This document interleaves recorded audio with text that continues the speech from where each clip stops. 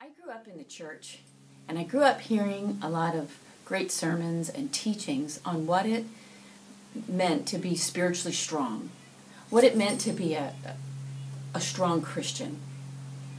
And then when I was in my teen years, I realized that I was still pretty weak as a Christian. I started realizing that I was always praying for the same things over and over, or I was asking other people to pray for me. And I never actually felt like I was growing as a Christian. And then in my late 20s, I was faced with some battles and some challenges that I absolutely needed spiritual strength. And so I started looking at the Bible differently. I opened it and started studying what it meant to have spiritual strength.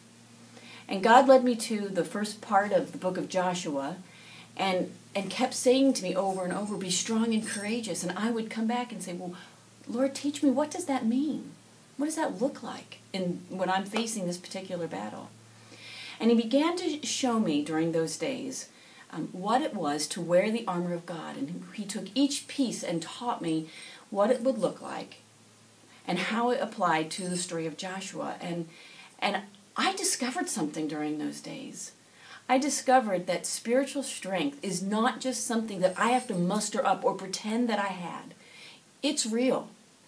And so I wrote this book in hopes of, for myself first, I had to do it. I had to journey and find out what this would look like. But it's my hope that you would do this journey as well, that you would find soul strength in the battles that you're facing right now.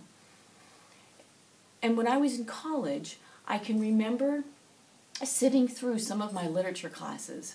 And when the professors would talk about certain poetry or read parts of literature, my spirit would respond. It was like the artistic side of me really got it. I would see images and visuals of truth that I hadn't seen before. And so literature and books and poetry have been such a huge part of knowing what it is to be spiritually strong, because there's parts of our personalities that need to hear the truth in a different way. And so this book, Soul Strength, has three approaches to studying the Scripture. One is inductive, and the second is a creative writing approach, and the third is applying it to literature. I have pieces of literature at the end of each chapter. And so maybe you're someone who approaches life a little differently. Maybe you're more artistic. Maybe you even feel a little misunderstood when it comes to expressing yourself spiritually. I want to invite you to journey with Soul Strength.